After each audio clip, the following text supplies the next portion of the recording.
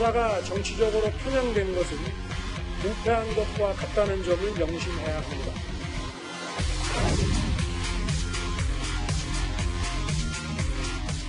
물건 같은 것도 금감원에 보이기 위한 가짜 문서였다. 수사 이후 일이기 때문에 오늘 드린 이 말씀이 절대로 가이드라인이 될 수 없다라는 것입니다.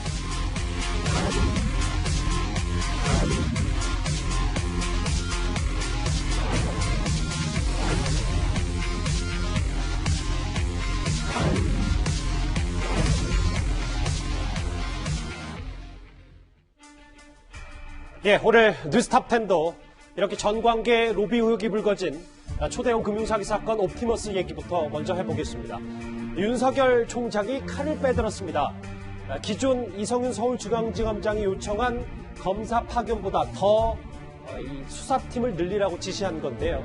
사실상 직접 틀어지고 옵티머스 관련 수사를 하겠다는 의지 아니냐, 이런 해석도 나오고 있습니다. 검찰에 요구되는 정치적 중립은 법 집행 권한이 국민으로부터 나온다는 헌법 정신을 실천할 때 이루어지는 것입니다. 검사가 정치적으로 편향된 것은 부패한 것과 같다는 점을 명심해야 합니다. 공정성이 의심받지 않도록 일체의 언행이나 처신에 유의하여 주시기를 당부드립니다. 예, 이도원 의원님, 이 얘기부터 좀 시작을 해보겠습니다. 애초에는 이성윤 지검장의 4명 정도의 증언을 얘기했었는데 그것보다 더 윤석열 총장이 구체적인 숫자보다는 요구를 좀 한 것 같더라고요. 윤석열 총장이 특수통이면서 특히 그 펀드 수사에 일가견이 있습니다. 예전에 론스타 수사도 했고, 그래서 아마 이 사건을 보고받고 아마 본능적으로 이게 굉장히 중요한 사건이다 아마 느꼈을 겁니다. 예. 중앙지검에서 4명을 증언하겠다고 하는데 그 총장은 그것뿐만이 아니라 한 10명 넘게 더 좀 증언을 해라. 왜냐하면 현재 그 원래 수사를 맡았던 조사부에서 한 3명 정도, 그다음에 지금 이제 같이 수사하고 있는 경제범죄 형사부에 한 5명 정도에서 한 8명 정도가 지금 수사를 하고 있는 걸로 알려졌는데, 윤 총장 입장에서는 최소한 한 20명 정도, 많게는 30명 정도 팀을 구성해서 짧은 시간 안에 집중적으로 수사해야지 효과가 나온다고 보는데, 이런 요청을 법무부가 그대로 받아들이기는 어렵겠죠. 왜냐하면 이제 총장과 달리 법무부 장관, 추미애 장관은 그 여당 대표 출신 아닙니까? 아무래도 이 사건이 여당에 유리할 건 없지 않습니까? 그러니까 요청하는데 다 들어주지 않고 지금 나오는 얘기는 그 중에서 일부 5명에서 7명 정도 받아주는 거 아닌가 이렇게 되는데, 어쨌든 지금보다는 검사가 늘어났기 때문에 수사가 활발할 수 있습니다만, 어떤 검사가 그럼 포함이 됐느냐? 윤석열 총장이 요구했던 검사 중에는 예전에 최순실 사건이라든지 아니면 현 정권과 가까운 허윤의 전 녹색드림 협동조합 대표라든지 이런 구속을 했던 검사들 포함되어 있고, 또 이성윤 지검장이 요청했던 전주구 출신 후배라든지 이런 분들도 포함이 되어 있는데, 그 명단을 봐야지 어떤 의도로 법무부에서 승인을 했는지 그걸 정확하게 알 수 있을 것 같습니다. 화면을 잠깐 보겠습니다. 원래 애초 알려지기로는 윤석열 총장은 10명 증언을 요청했고 여기서 절반인 5명만 추미애 장관이 받아들였다, 이런 보도가 나왔는데, 조금 전에 알려지기로는 그게 사실이 아니다. 법무부와 이 대검, 그러니까 대검과 서울중앙지검이 조율을 해서 5명 정도 증언으로 얘기가 됐다라는 보도까지 알려지고 있습니다. 김 변호사님. 네. 이도원 의원님도 아까 앞서 말씀을 해주셨는데, 그러면 원래 지금 검찰에 이렇게 특수통들, 증권 수사 관련 검사들이 많이 남아있지 않다고 했는데, 일단 있는 사람 없는 사람 다 모아서 지금 옵티머스 수사팀에 투입했다, 이렇게 봐도 되는 거예요? 사실은 수사 지휘부, 검사장급, 그다음에 그 이하 부장급까지 해서 소위 말하는 이제 차장급, 큰 수사를 많이 했던 정말 대한민국 유명한 칼잡이들이 투입될 건 아닌데, 부장 아래급 일선 부부장이라든지 일선 그냥 평검사급에서는 그래도 특수수사를 좀 해봤던 경험이 있는 사람들이 일단은 간 것 같아요. 그렇기 때문에 이성윤 지검장도 이거 본인이 정말 이 검사장 된 이후에 가장 큰 사건이거든요. 그리고 이게 정치권 로비가 있다 없다 이걸 떠나서 이 옵티머스라는 금융사기 자체가 굉장히 중요한 부분이기 때문에 이성윤 검사장도 본인이 정권과 친하다 이걸 떠나서 검사라면 이런 거는 제대로 수사되는 게 검사의 직분 아니겠어요? 그렇기 때문에 아마 이성윤 지검장도 그런 거를 좀 감안을 해서 수사팀을 조금 보강을 한 거로 일단은 보입니다. 물론 아직 수사가 결과가 나온 것이 아니기 때문에 어느 정도 수사 의지가 이 사람들을 몇 명을 더 투입했다고 해서 어느 정도 중앙지검이 이 실체들을 밝혀내고 수사 의지가 있겠다고 지금 뭐 단정할 수는 없지만 어찌됐건 인원 보강한 걸 보면 예전과는 조금 다른 모습을 보이려고 하는 것 같기는 합니다. 물론 좀 더 지켜봐야죠. 두 눈 부릅뜨고. 여기 이제 국정농단 수사 그리고 여러 가지 관련 수사검사들을 특수통들을 이제 투입한 윤석열 총장인데 다음 장을 보겠습니다. 앞서 제가 설명을 들었던 이 부분이잖아요. 그러니까 애초에는 추미애 장관이 절반의 요청만 받아들였다라는 보도가 나왔는데 아니다. 서울중앙지검과 대검의 일치된 의견으로 5명으로 조율이 됐다라는 얘기가 나왔어요. 다시 한번 정리를 했습니다. 김 변호사님, 그럼 이 질문을 하나 드릴게요.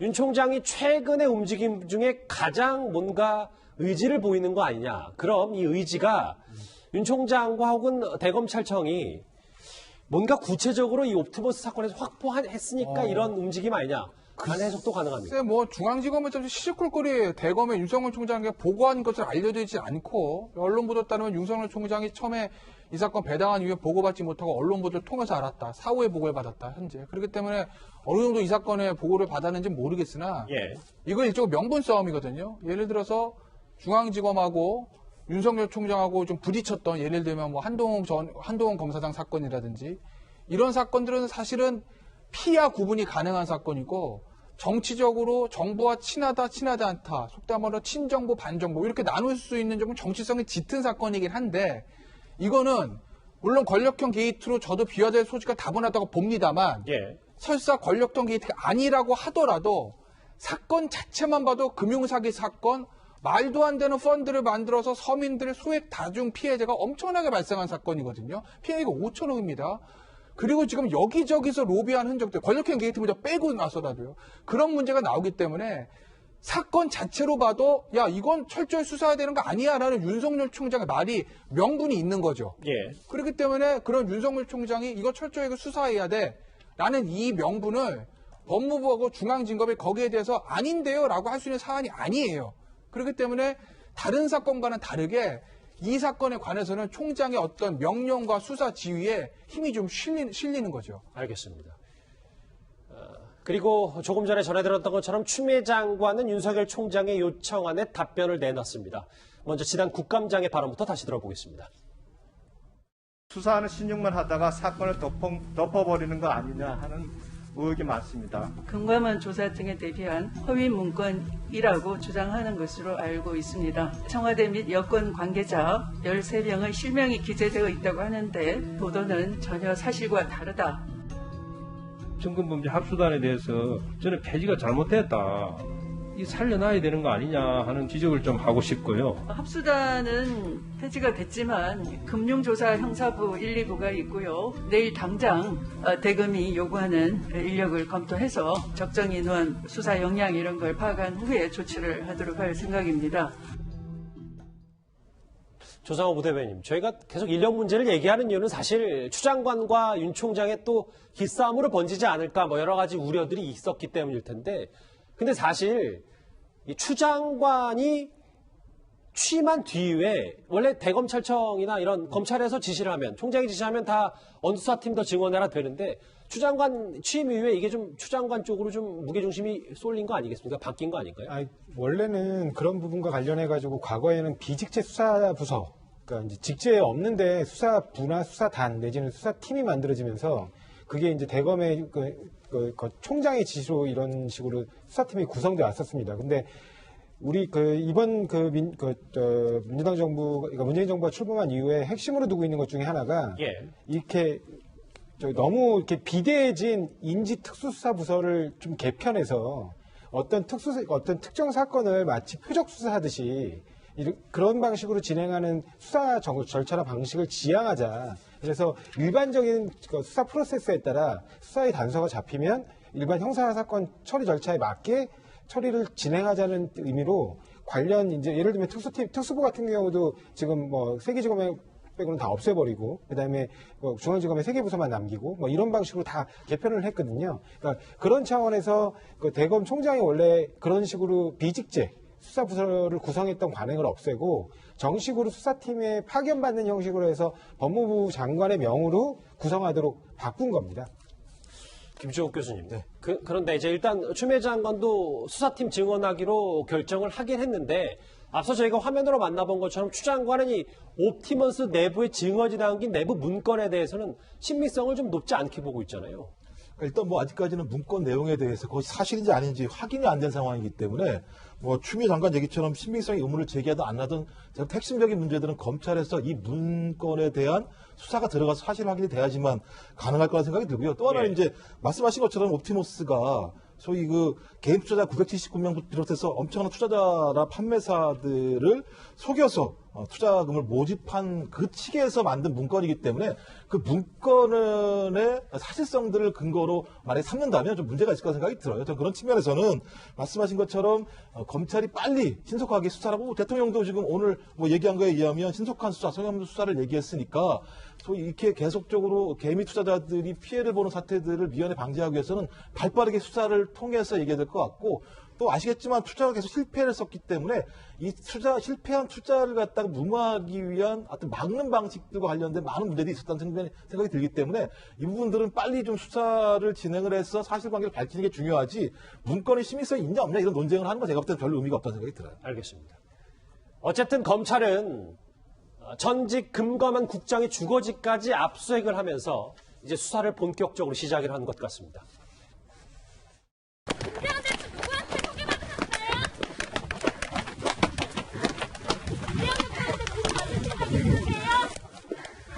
설명을 왜 안 하시는 거예요, 대통령?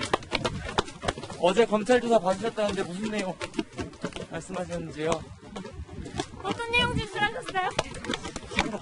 한 말씀만 해주세요. 어제 조사 받으시면서 어쩌고 소명하셨나요? 이동훈 의원님. 네. 그러니까 이제 금감원부터 이제 들여다보는 이유가 이 부실 이 펀드 의혹이 그 예전부터 불거졌었는데 왜 금감원이 제대로 조사하지 않고 감시하지 못했냐 이 부분일 텐데 그래서 이제 앞으로 이 로비 의혹도 좀 들여다보는 겁니까? 그렇습니다. 기본적으로 승인하는 과정, 문제가 생겼을 때 그 감독하는 과정, 결정하는 과정 이런 데 굉장히 문제가 많다고 보는데 사실 지금 그 이 옵티머스 펀드나 나중에 뭐 라임 펀드 얘기할 기회가 있을 것 같습니다만은 전체적으로 보면 그 펀드사 자체도 문제지만 이 지금 금감원이라든지 금융이라든지 감독기관 그리고 거기에서 그 투자를 또 한 정부 산하기관 또 그 같이 펀드를 판매한 금융사 그리고 또 실제로 그 관련자가 일했던 청와대 이렇게 전체적으로 연결고리가 많기 때문에 굉장히 복잡한 수사입니다.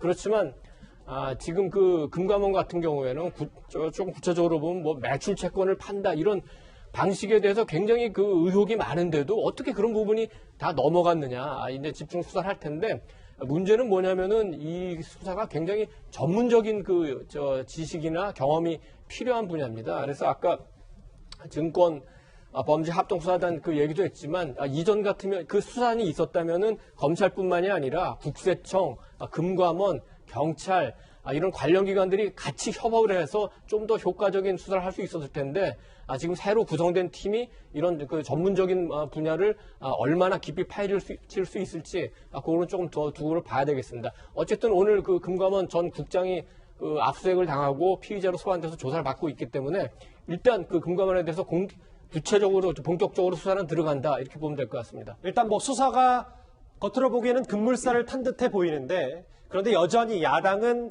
이 검찰의 수사를 믿을 수 없다는 입장입니다.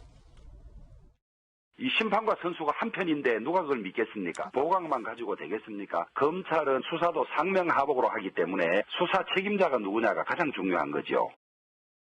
계속되는 야당의 고질적인 정쟁 시도가 매우 유감스럽습니다. 법무부 장관이 엄정한 수사 의지를 밝혔고 검찰총장도 수사팀의 증언을 지시한 만큼 검찰이 법과 원칙에 따라 철저하게 수사해서 투명하게 진실을 밝힐 것으로 보입니다.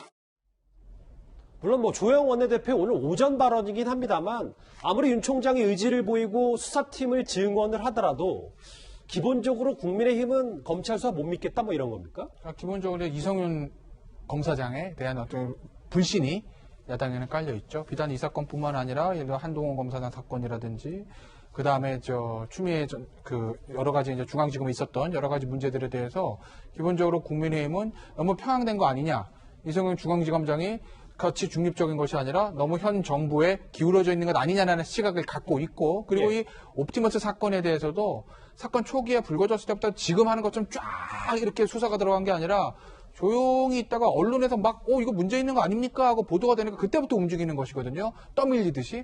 그러니 야당은 과연 이성윤 지검장이 이끄는 서울중앙지검이 이 수사를 얼마만큼 잘할 수 있을 것인가를 의지를 갖고 있느냐에 대해서 의구심을 가질 수밖에 없죠. 야당의 입장에서 보면. 그렇기 때문에 이걸 돌파하기 위해서는 이성윤 중앙지검장의 좀 수사 결과를 제대로 내놔야 됩니다. 뭐 아까 말씀드렸듯이 그 5명 파견받은 게 예전보다는 제가 조금은 나은 것이다, 좀 지켜보겠다고 말씀을 드렸지만 중요한 건 수사 결과고, 그 와중에서 중앙지검 발로 이 수사에 대해서 어떤 것들이 흘러나온지거든요. 그렇기 때문에 글쎄요, 이성윤 주검장이 어떻게 할지는 좀 지켜봐야 되겠습니다만 아직까지는 야당의 어떤 그 불신을 완전히 해소하기에는 조금은 모자란 것 같긴 합니다. 한편 이 윤석열 검찰총장이 옵티머스 수사팀에 대해 대폭 증언을 지시한 배경에는요, 이모 전 청와대 행정관 논란도 좀 여지가 있는 것 같습니다. 이 수사 필요가 있다고 판단할 것 같은데요. 화면을 만나보겠습니다. 왜 이런 비정상적인 투자가 벌어졌을까? 그분의 배우자인 이모 변호사가 바로 이 회사의 비상임 이사를 역임했습니다. 역임을 하자마자 바로 청와대 민정수석실의 행정관으로 가죠. 이걸 딱 들으니까 이 앞과정이 다 이해가 되는 거예요. 김태현 변호사님. 이 부분이에요. 그러니까 왜 작년 10월부터 올해 5월까지 이모 전 행정관이 청와대 민정실에서 근무를 했는데 과거 이력만 봐도 충분히 이 펀드 논란이 불거질 수 있는데도 청와대 입성이 가능한 이유, 이거 저희가 어떻게 받아들여야 됩니까? 그래서 여러 가지 문제가 좀 있어 보이죠. 그다음 옵티머스의 어떤 그 지분을 가지고 있는 문제도 그렇고, 그다음에 제가 지난 10월까지 헤덕파이웨이 사회 이사를 지냈다라고 하는데, 저 헤덕파이웨이가 이 옵티머스 펀드와 관련 없이도 뭐 여러 가지 저 인수 관련해서 작년에 한때 좀 형사 사건으로서 시중에 좀 들끓었던 어떤 조직폭력배 살인사건까지 연루되는 회사거든요. 그러면 사실은 청와대라는 곳이 워낙 인사검증이 심한 곳이기 때문에 이 변호사가 어느 회사에 청와대 행정관으로 올 때 어느 회사의 사회이사를 임명이 있었고 그때 이제 무슨 일을 했는지에 대해서는 기본적인 스크린이 가능했을 텐데, 물론 당시에는 수사를 하는 것이 아니기 때문에 뭐 범죄 혐의가 있다 없다라고 딱 잡아낼 수는 없었어도 뭔가 조금 석연치 않다라는 의심을 할 수 있는 정황들은 충분히 있었는데, 그럼에도 불구하고 청와대 행정관으로 임명이 된 이런 부분들에 대해서 뭔가 누군가 좀 뒤를 봐준 거 아니냐는 그런 의혹들은 제기될 수 있을 것 같습니다. 그런데 조금 전에 이제 한 언론 통해서 중앙일보가 보도한 내용에 따르면 김 변호사님, 이 내부 문건 작성 전에 윤모 변호사 있잖아요. 옵티머스가 청와대 아내에게 말해서 막아보겠다라는 얘기를 했다. 이 관련 보도가 나왔습니다. 저것도 그러면 비슷한 취지, 정말 이전 행정관이 청와대를 행정관인데도 영향을 끼쳤다. 저게 이제 내부 문건 작성이라는 게 이 옵티머스 펀드 문제가 불거지니까 옵티머스를 위해서 회의를 하면서 뭐 증거인멸 시나리오, 도주 시나리오, 그 다음에 검찰 가서 누가 어떻게 진술하지, 그런 시나리오들을 짰다는 거 아니겠습니까? 그런 이제 보도가 있었어요. 근데 그걸 짜면서 그 남편이 윤모 변호사 이미 구속이 돼 있고, 그 다음에 옵티머스의 사내 이사입니다. 실질적으로 경영을 주도했던 사람들 중에 한 사람이에요. 그 사람이 내 부인이 지금 저 청와대 행정관 민정수석실에 가 있으니까 부인 통해서 막아보겠다라고 얘기를 했다라고 이제 중앙일보가 보도를 한 겁니다. 자, 행정관이 수석도 아니고 비서관도 아니고 행정관이 실제로 저런 부탁을 받았다고 해서 이걸 막을 수 있었는지 없었는지는 우리가 지금은 판단할 수는 없습니다. 그럼요. 중요한 건 그 행정관이 결과를 진짜 수사를 금감원, 검찰 이런 수사를 무마하고 뭐 이렇게 할 수 있는 영향력이 있었냐 없냐, 이건 변론으로 하더라도 최소한 그 남편인 옵티머스 관계자 윤 변호사가 내 아내에게 말해서 막아보겠습니다라고 진술을 했다라는 건 아내가 청와대에 들어간 것이 우리가 밖에서 이 사업을 하는데 굉장한 배경이 될 수 있다라고 인식을 하고 있었다는 거 아니겠습니까? 그러니까 아주 쉽게 말씀드리면 범죄의 결과가 있었는지 변론하더라도 최소한 그걸 이용해서 뭔가 해보려는 의도와 고의성은 있었다고 볼 수가 있는 거죠. 그렇다면 저 변호사가, 이모 변호사가 행정관으로 들어가는데 왜 그렇게 옵티머스 측과 그 윤보 변호사, 이 변호사는 저 이모 변호사가 행정관으로 들어가기를 원했을까라는 거 생각을 해보면 어느 정도 답은 좀 나와 있는 건 아니겠어요? 김종욱 교수님, 청와대 행정관 하셨었잖아요. 네. 이게 정말 뭐 정권마다 조금은 뭐 청와대 내부 분위기는 다를 수 있어도 전직 행정관이 당시 이제 청와대 민정실에 있었다면 금감원이 지금 옵티머스 사태를 어떻게 감시하고 옵티머스 펀드를 어떻게 들여다보고 있는지를 본인도 알 수가 있는 겁니까? 이제 예를 들면 이제 민정이라는 특수성 때문에 그런 것 같아요. 또 다른 부처는 다 똑같지는 않습니다만 민정이라는 데가 정보 사항들이 왔다 갔다 하는 곳이기 때문에 그렇기도 하고요. 상당히 많은 권한들을 가지고 있어서 뭐 가장 무서운 곳이 민정수석실이기도 하죠. 근데 그건 다 행정관 각자가 어떤 롤을 하는지에 따라서 바뀌기 때문에 아직은 어떤 특정한 사항이 나오지 않았기 때문에 거기에 대해서 단정할 수는 없는데 일단 많은 의심들과 의혹이 가는 지점들은 분명히 있죠. 왜냐하면 임명되기 이전에 소위 옵티머스 투자와 관련된 회사의 사회이사도 했었고, 그다음에 옵티머스 펀드에 투자한 한국농어촌공사 사회이사도 했었고, 거기다가 또 청와대 근무 중에 자신의 옵티머스 지분 9.8%를 차명 전환한 데 숨겨서 근무한 이력들이 있었기 때문에 이런 정황진 것 때문에 저기 자신의 직위에서 얻은 정보를 가지고 그 옵티머스에게 유리한 어떤 일을 했지 않을까라고는 의심을 할 수 있습니다만 확증할 수는 없는 거고요. 그럼 말씀하신 것처럼 청와대에 있기 때문에 주더라도 고급 정보를 줄 수 있는 측면들이 분명히 있겠죠. 그래서 당장 오늘 대통령이 성의 없이 수사를 하라고 얘기했었기 때문에 저는 이 부분들은 청와대가 더 깔끔하려면 경찰 수사를 명확히 할 수 있도록 많은 정보들을 제공할 필요가 있다는 생각이 분명히 들고요. 그다음에 문제는 뭐냐면 이 부분이 아직까지 수사 상황에 있기 때문에 이분과 관련해서 국회에서는 밝힐 수 있는 내용들이 그렇게 많지 않을 거라 생각이 들어요. 저는 그런 측면에서 진짜 그야말로 윤석열 검찰총장이 이모 행정관에 대해서 명확하게 수사를 해서 밝혀내는 것이 저는 가장 중요하다는 생각이 들고요. 그래야지만 지금 제기가 되고 있는 권력형 비리라고 하는 부분들도 제가 볼 때는 어떤 측면에서는 나름대로 맥락을 갖다가 정리할 수 있다는 생각이 듭니다. 알겠습니다. 뭐 청와대 전직 행정관 얘기까지 계속 불거지고 있고요. 정관계 의혹으로 불거진 옵티머스 사태입니다. 그런데 이 옵티머스가 공공기관의 눈먼 돈을 먹고 몸집을 키워온 것 같다라는 의혹도 계속 나오고 있습니다. 사내복지급 기금에서 옵티머스 펀드에 투자한 규모가 얼마나 됩니까? 30억입니다. 자, 그러면 제한세 수익성이나 안전성을 정확한 기준 같은 게 내려되고 있어요. 수익성은 2.8%로 안정되게 중간 투자 성분을 차례 아니, 그러면 금융기관의 설명만 듣고 투자합니까? 지금까지 그렇게 해왔습니다. 다 상품을 믿어야 됩니다. 조 변호사님, 이거 어마어마한 돈이잖아요. 이 돈이 뭐 잘못 투자된 것만으로도 많이 비판을 받아야 되는데 혹시 누가 공공기관에 입김을 불어넣어서 옵티머스 이 관련 돈들이 들어간 거 아니냐라는 계속 의혹이 나오고 있거든요. 예, 근데 사실은 지금 이 의혹이 생기고 있는 뭐 근거 중에 하나가 뭐 농어촌공사에 잠깐 그 이모 전 행정관이 비상임 이사를 한 것 때문에 뭐 논란이 좀 나오고 있습니다. 근데 비상임 이사라는 게 뭐 해보신 분들은 다 아시겠지만 잠깐 회의 가가지고 그 제시된 안건에 대해서 그러니까 찬성 반대만 이렇게 의견을 표시하는 것이지 특별히 뭐 하는 역할이 없거든요. 그래갖고 뭐 소정의 회의 수당 잠깐 받고 돌아오는 겁니다. 그래서 그것 때문에 이 투자가 결정됐다고 보는 건 좀 많이 나간 주장인 것 같고요. 근데 오히려 그러니까 지금 공공기관들이 저런 펀드에 굉장히 부실한 펀드에 투자할 수 있었던 배경을 보면 이른바 1금융권이라고 우리가 인식하고 있는 대형 그 증권사들 그런 증권사들에서 그 상품을 판매했다는 겁니다. 그래서 저렇게 상품을 판매하니까 우리 공공기관들이 기본적으로 이제 그 투자 운용을 하기 위해서 보유하고 있는 그러니까 금전자산이 있는데 그 금전자산에 관해서 그런 좀 그 시중에서 파는 이른바 안정자산이라고 홍보되는 펀드에 좀 무분별하게 관리됨 없이 투자되는 게 아닌가. 향후에는 저런 부분들에 대해서 분명하게 어떤 투자에 대한 기준을 설정할 필요가 있을 것으로 보이고요. 만약에 실제로 공공기관에서 그런 부분에 관해서 누군가가 부당한 영향력을 행사한 부분이 있다면 그 부분에 대해서 철저하게 좀 조사와 수사가 이루어져야 될 것으로 보입니다. 알겠습니다.